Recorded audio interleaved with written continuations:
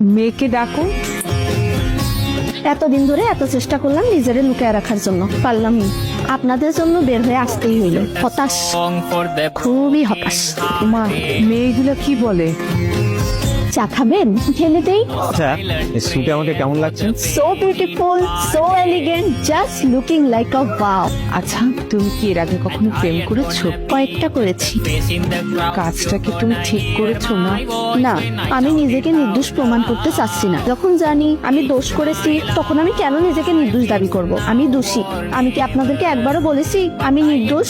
তখন আমার আবেগে কাজ করেছিল, বিবেকে কাজ করে নাই। বিবেকটা কাজ করলে পৃথিবীর সর্বশ্রেষ্ঠ আদালত হচ্ছে মানুষের বিবেক।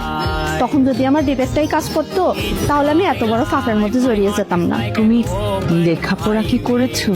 জি, প্রাইভেট ইউনিভার্সিটিতে। ভাগ্যিস আমার বাবা মার অঢেল টাকা ছিল না, তাহলে আমাকেও অনেক টাকা দিয়ে প্রাইভেট ইউনিভার্সিটিতে পাঠাতো অশ্লীলতা শিখাতে। আচ্ছা মা, তুমি তো আমার ছেলেকে আগে দেখেছো, প্রথম দেখায় কেমন লেগেছে? আমি ওনাকে প্রথমবার যখন দেখেছি, আমি তো তখন পুরো কেঁদে দিয়েছিলাম। আচ্ছা, মুরব্বীদের সাথে কি মানুষ এইভাবে কথা বলে? আমার ভুল হয়েছে। হ্যাঁ, আমরা ক্ষমা করে দেন। কি মেরে বাবা, তুমি এখান থেকে যাও তো, আমি তোমার মুখও দেখতে চাই না। তাহলে কি অন্য কিছু দেখাবো?